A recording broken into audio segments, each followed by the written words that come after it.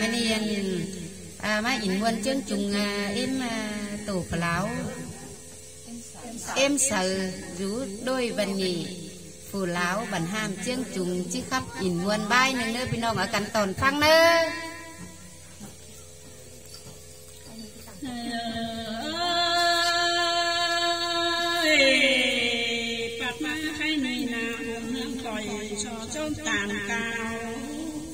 cho cáo tàn lên nói ngon trốn tàn có nơ non là có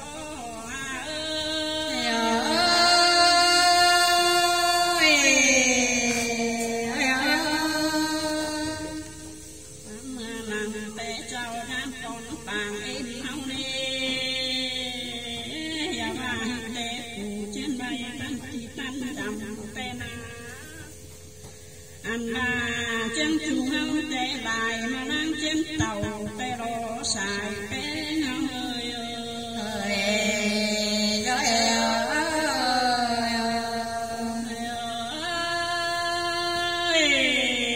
khai nhìn văn là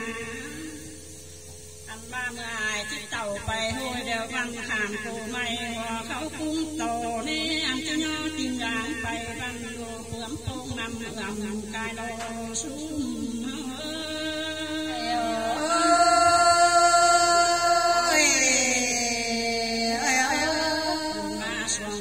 sửa nung nưa leo ba la đứng nung còn tay hao đi ngân sau tặng phan đình nay kèm trục xuống tặng áo trai nhà chán còn tên ấy một thế chào là trai bé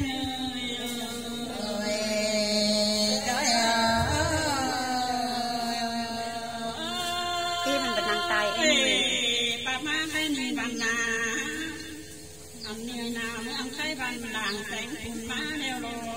năng tắn xuống cần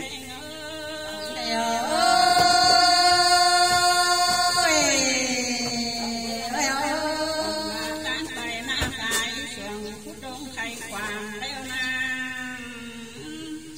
tán khẩu vàm hao ni mà má tuổi hồng năm đeo hết cao say mấy đeo xài bé ngao ơi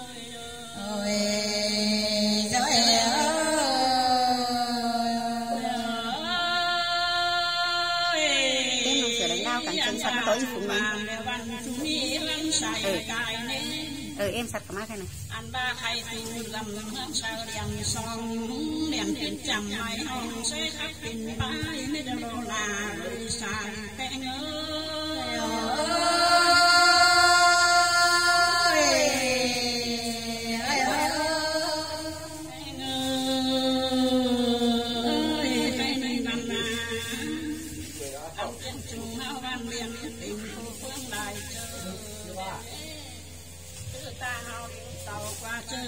sạch không hết rồi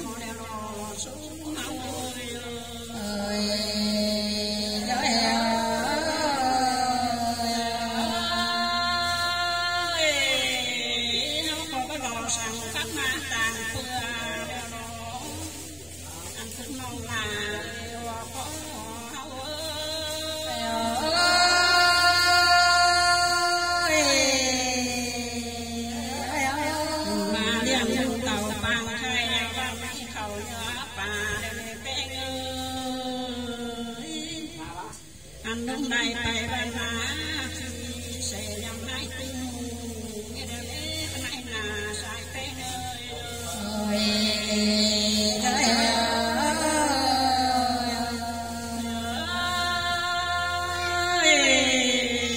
khen đi bằng chú vàng đều ban là chú hơn đều chú to đến đường in mà mấy đồ xuống mau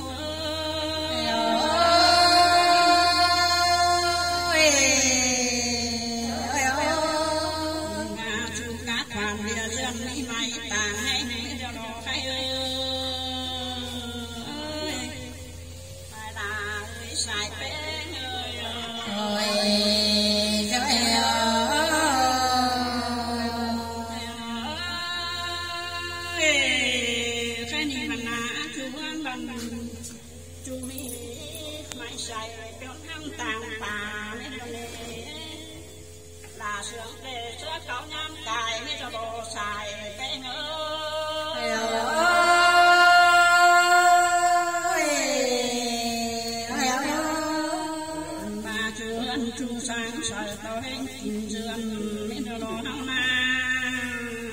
và có sự chẳng trôi mi tình hơn mi đâu nế cái này là chúng ơi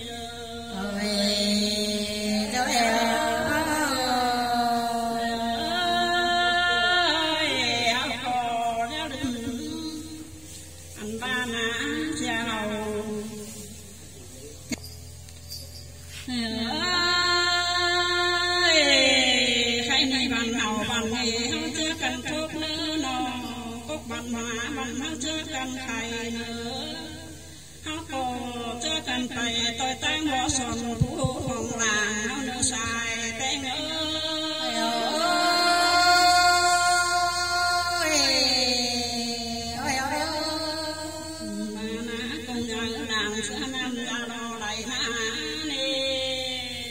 sen đời ban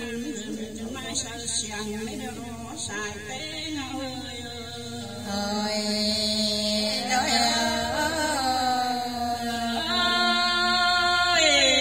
khai ni quang khắp khỏi phải anh bạn tôi phải là nét bãi xe đều mà nế sung lòng lại hoa có